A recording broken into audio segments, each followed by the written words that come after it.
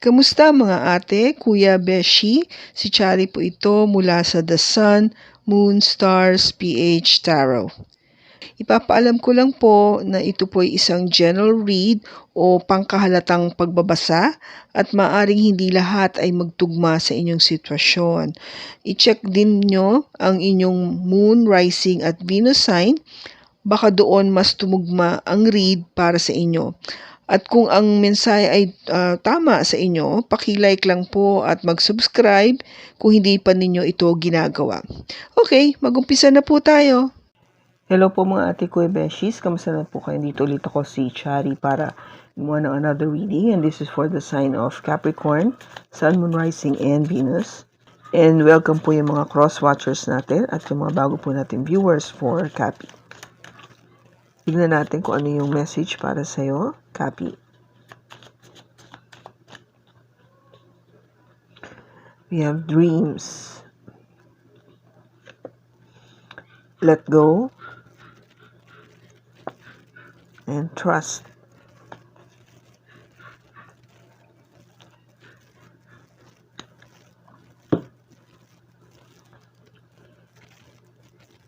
Okay, so ito yung something to do with your dream, no? Pangarap mo. Ito yung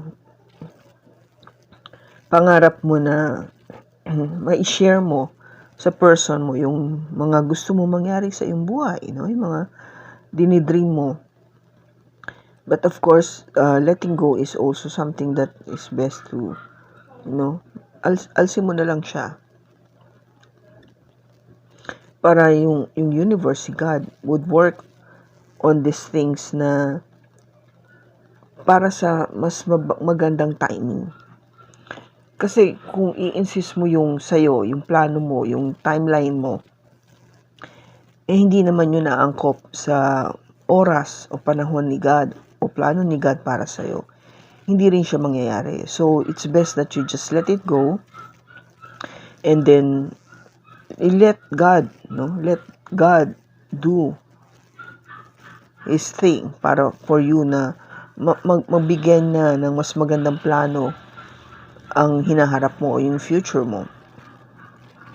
And then of course, trust. You need to have that trust in the relationship in order for it to flourish. Kailangan magtiwala ka. Andun yung trust eh. Kasi kung love lang, hindi enough yun eh. There is yung kung ba yung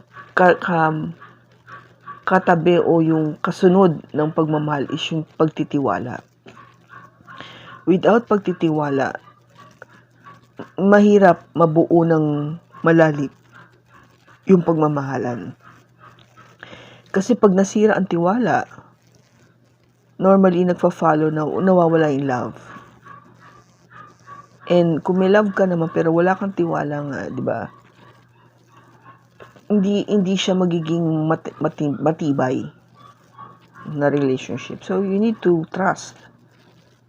Trust the relationship. Trust your person na ikaw lang ang mahal niya. Na faithful siya sa'yo. Okay, Capricorn. So tingnan natin ano yung feeling ng person mo sa'yo.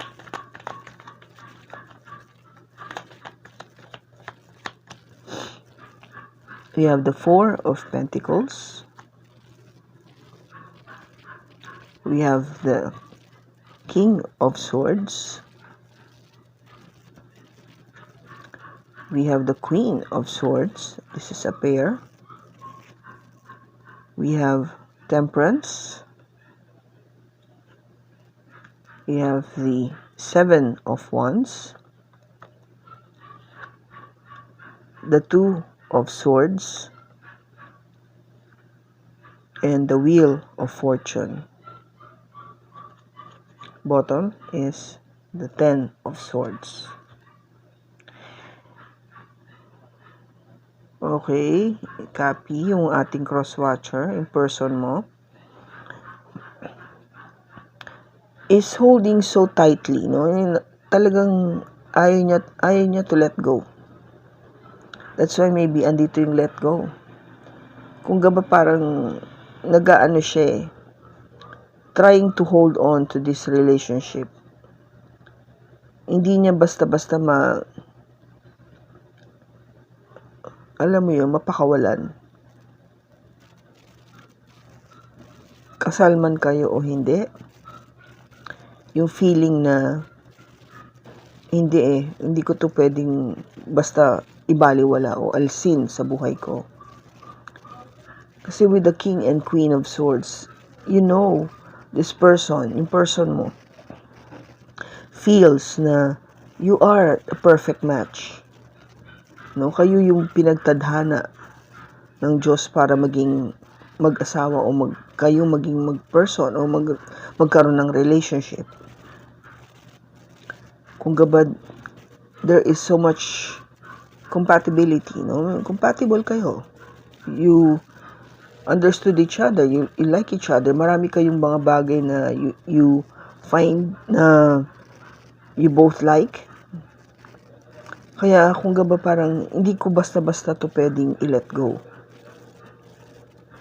Now, with the Temperance card,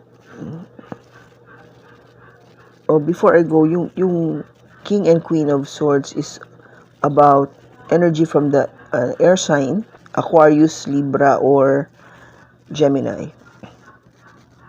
Now, they may have that in their chart, okay? Now, yung Temperance is an energy coming from a Sagittarius. Meron din siya Sagittarius sa kanyang chart. Now, this is requiring you to both, or your person, na to heal, no? Mag-heal siya, to heal yung kung ano man yung pinagdaanan ng relationship. And to balance yung kanyang feelings towards you. Kasi sa ngayon, your person is very defensive at very protective dito sa relationship nyo. No? Ayaw niya, as much as possible, talagang hindi niya talagang basta-basta tong pakakawalan. Holding tightly to you. Now, kung bakit very protective siya is because hindi siya makagawa ng decision, no? If you were asking him or her kung ano na magiging resolution natin sa relationship na to, you cannot, or your person seem to be unable to make that decision with the Two of Swords, no? Ito. Hindi siya makagawa ng desisyon agad. But the Wheel of Fortune is here, so magkakaroon ng change, magkakaroon ng pagbabago with what's happening. Kasi nga, here, meron ng ending eh. There was an ending. That is what happened. No? Kaya, nag-hold tight yung person mo. Nagkaroon ng pagtatapos. Now, let us see kung ano yung feelings mo, Kapi.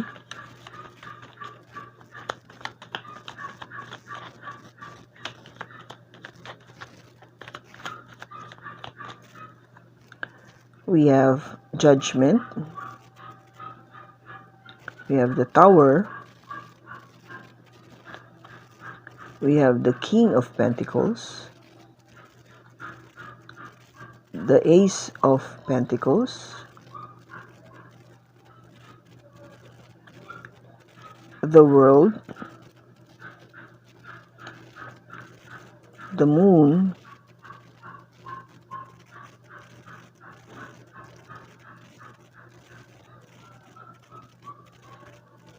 And the Lovers. Bottom is the Knight of Wands. Okay, Kapi. Knight of Wands kasi this is energy from a fire sign. This is Aries, Leo, or Sagittarius. Ito yung energy na hindi kasi consistent, no? There's no consistency when it comes to expressing feelings o yung pagdating sa relationship nyo. Kung paano hinahandle ng person mo. Kaya yung ito yun no? Yung tipong in and out. Pag kailangan mo, wala. Pag di mo kailangan na, andyan. O pag gusto lang niya, andyan. Doon lang niya gagawin. I think you had it. No? You don't want this anymore, this energy. Now, sa'yo, sa side mo, Kapi, you had your judgment days, no? Ito na yung panahon na gusto mo talagang, alam mo yung may decision na, to make that decision, na ayaw mo na. Kasi because of this energy nga na parang in and out siya.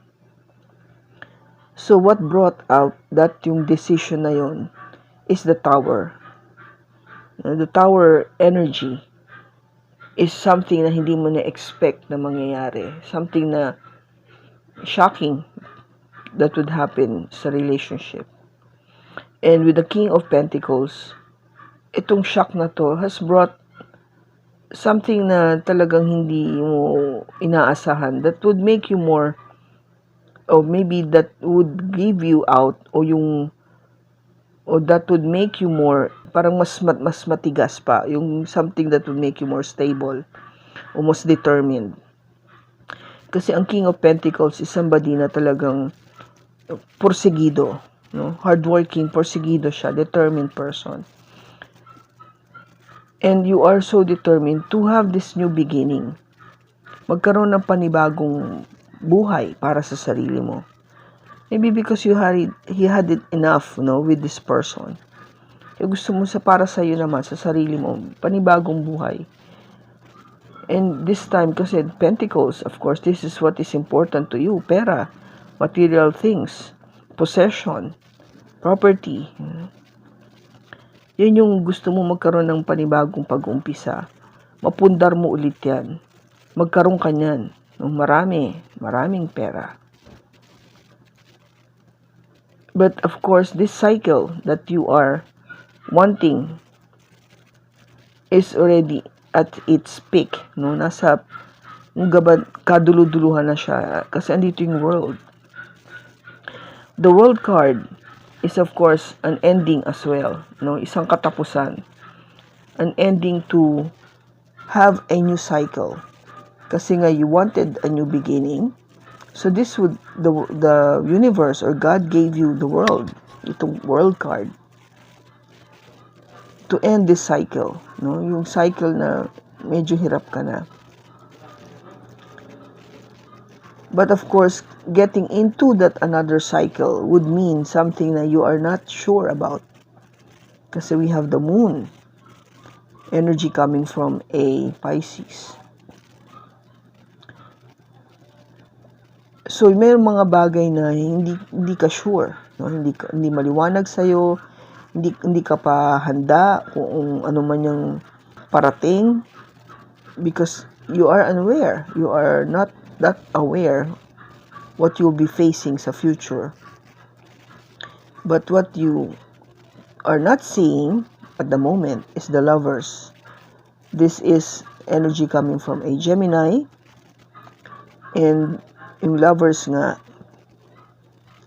is a decision to make with the person or with your person. Okay? Kasi nag-umpisa ka dito with the judgment. A decision needs to be made. You made that decision, and now you still need to make that decision. Something that you've been needing to do sa future. Okay? Kasi nga, I understand, no? You have this dream that you wanted to share with your person. Maybe, kasi you being a Capricorn, definitely you wanted to get married. You wanted to have a family. You wanted to have a house, a big house, maybe. Tapos, okay, may mga kotse tayo. Meron tayong maraming pera sa bangko. May mga properties tayo. We can travel every year. Those things, pangarap mo yon. Pangarap mo na maging okay din kayo sa inyong career. Pangarap mo yon. And you wanted to share that with your person. But of course, sabi ko nga sa inyo at the start, kung hindi man ito na nakaplano sa inyo kaagad mangyari, then you have to let it go. And let God do His thing for you. Kasi syempre when you plan, Capricorn, an earth sign, knows exactly yung timeline when to achieve this. No, binibigyan nyo ng timeline ng sarili nyo eh. You wanted na in 2 years time, 3 years time, 5 years time, 10 years time, na-achieve ko na to. Ganun kayo eh. Ganun kayo ka-detalye, ka-precise, ka-determined. Okay? But sabi ko nga, if it is not within God's plan for you to happen within that timeline, then you have to let it go. Pabayaan mo siya. And you have to trust, no? You have to trust your person. Trust this relationship. Na, yun nga, things will work out. Magiging okay din ito. Hindi yung parang mag-give up ka na because something went wrong along the way. Okay? Kasi, minsan, hindi naman natin masasabi talaga na may perfect marriage, no? Usually, may nagagawa yung either you or your person na mali. And that is part of the growth, no? Yung paglago, yung pagiging matibay nyo as time goes by. Kaya you need to go and learn that lesson, the both of you, kasi nga ito yung magbi-build up pa ng mas titindi yung love, mas titindi yung pagrerespeto nyo sa isa't isa, no?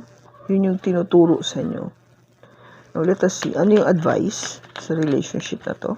Oops. Tumalon siya. We have the Queen of Pentacles, the Queen of Cups, and the Magician. Bottom is the Page of Wands. Page of Wands, there is a message of love coming in. Something very passionate. Copy. Now, again, with the Queen of Pentacles, this is another pair. It's parang you're telling na para magkasundo tayo, we need to have that both energy. Pareho tayo.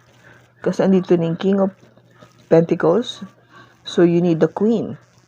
No? Kailangan you're both on the same page para mag-work out yung relationship.